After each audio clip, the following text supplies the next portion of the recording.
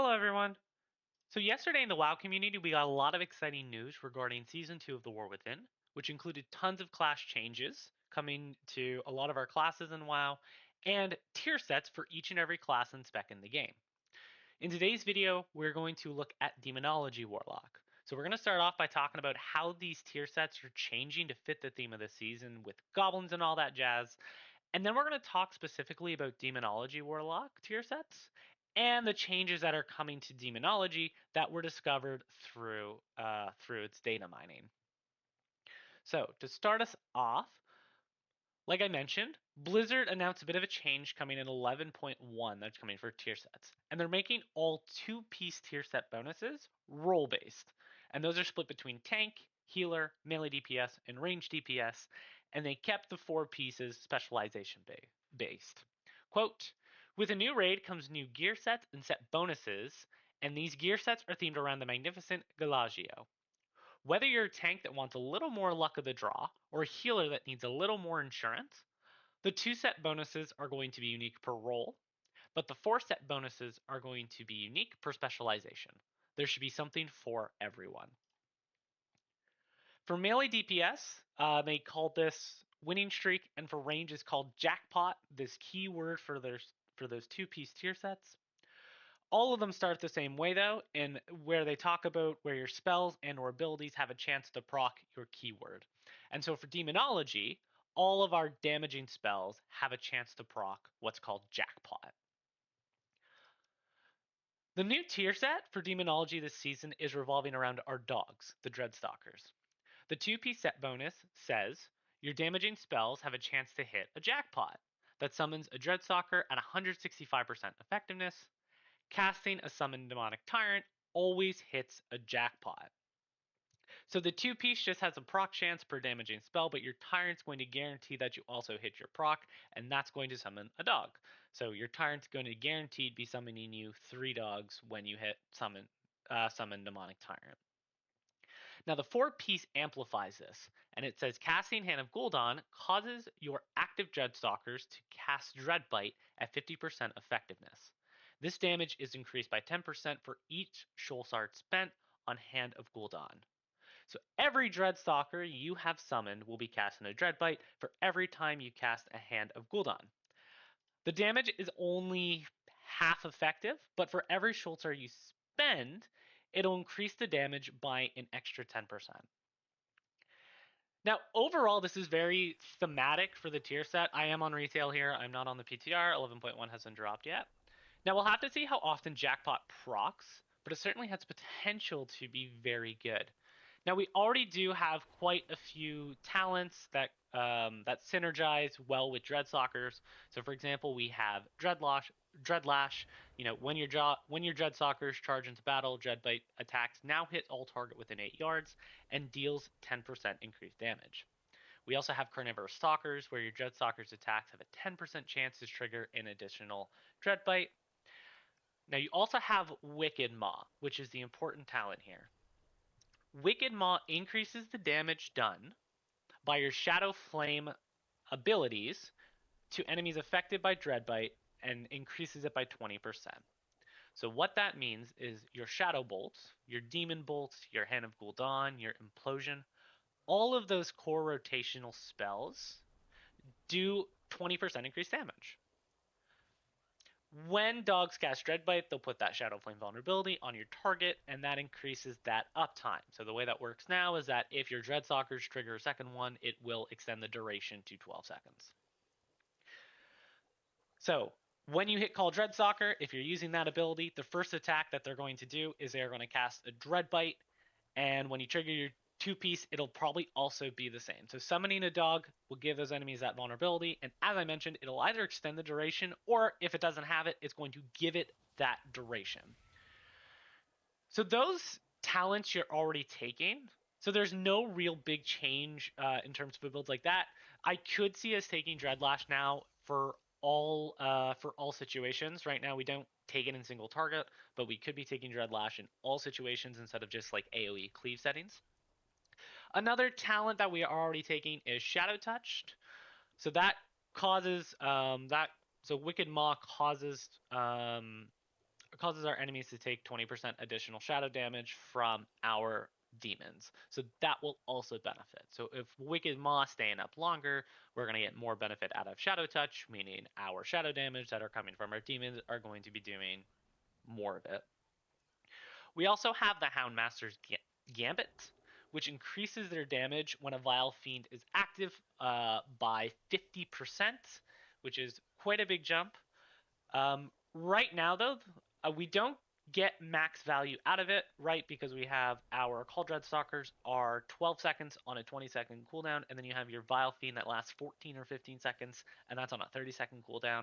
So you're looking at a period of time of about 8 seconds where there's no dog spawned if you're hitting everything on cooldown.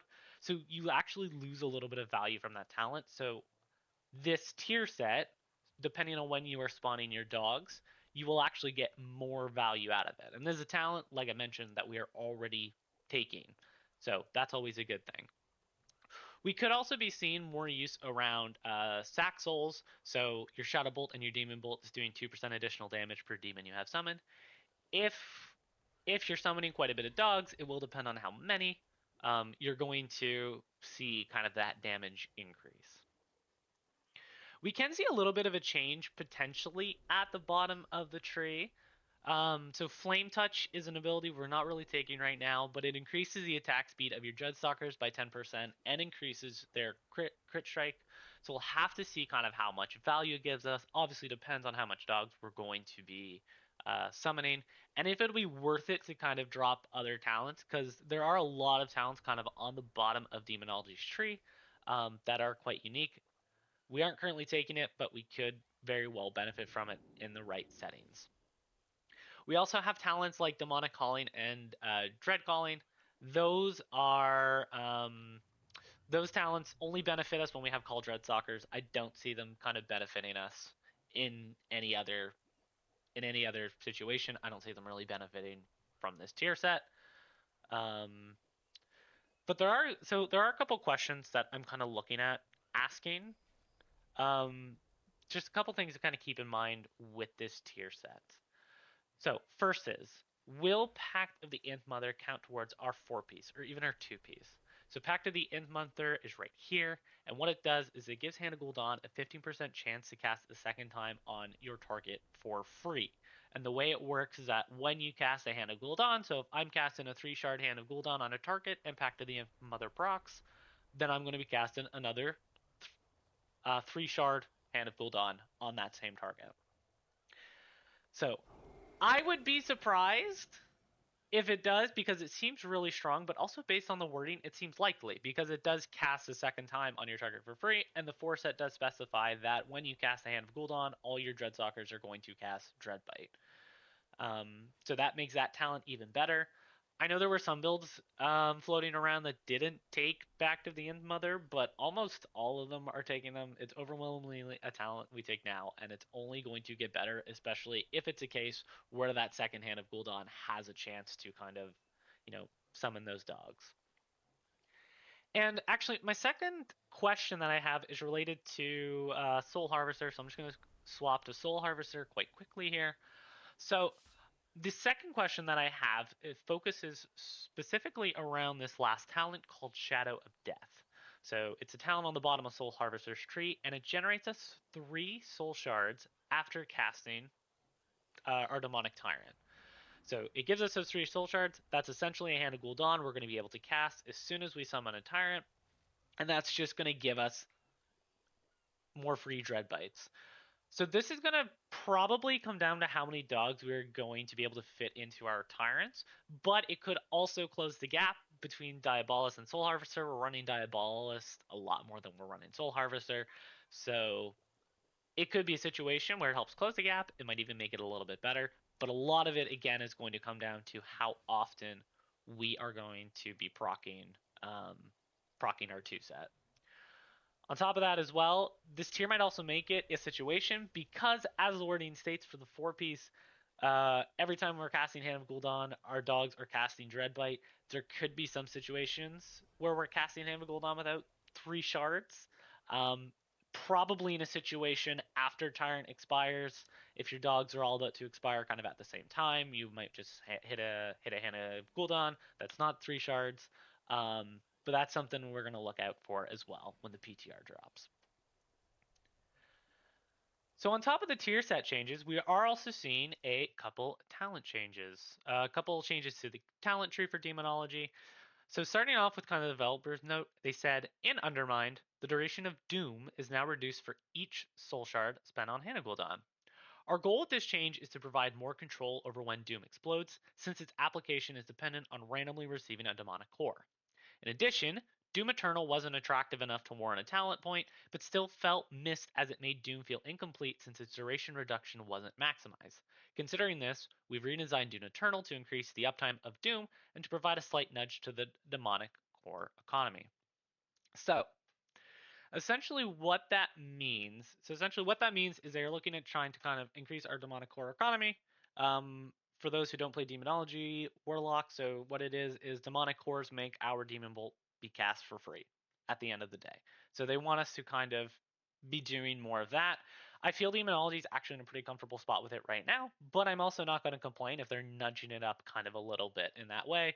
It's better to have maybe a little too many than it is to have not enough. And there's certainly still some situations where, especially in high movement fights, you can find yourself kind of without any demonic cores. And that just kind of feels really bad. We lose a lot of uptime on our damage. So the changes that they made. So first thing is that Doom has been updated. Consuming a demonic core no longer reduces the duration of Doom. The duration of Doom is now reduced by 1 second per soul shard spent on Hand of Gul'dan. So this acts very much kind of like our season 3 and season 4 tier set bonus in the War Within, where we spread our kind of Doom. I don't remember what it was called at the time, but we kind of spread our little Doom around, and then we slam Hand of Gul'dan, and that's going to reduce it by 1 second per soul shard spent. So in some situations, probably not very often, but in some situations you could be holding a Hand of Gul'dan if you're like on a boss and there's like 5 seconds left and it's spawning ads in like 2 seconds. There might be a situation where you're going to hold your Doom so that way it can hit all of those ads, for example. We also have a change to Doom Eternal. So like they mentioned, Doom Eternal has been redesigned. When Doom expires, you have a 30% chance to generate on a demonic core. That's pretty good. That's actually a pretty decent chance. In AoE situations as well, we are applying Doom on multiple enemies. That's going to be a really, really big change.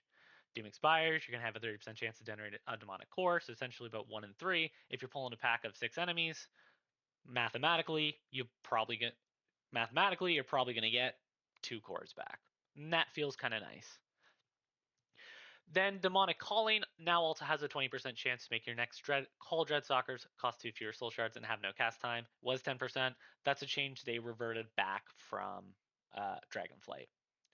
Overall, I kind of really like these changes. So the first change that they made to Doom is really positive. It's just going to allow Doom to hit more often. You're going to summon more Doom guards, and and again, like I mentioned, kind of increasing core economy is not bad. You don't want to be in a situation where you have too many cores, but having more cores feels better than having not enough.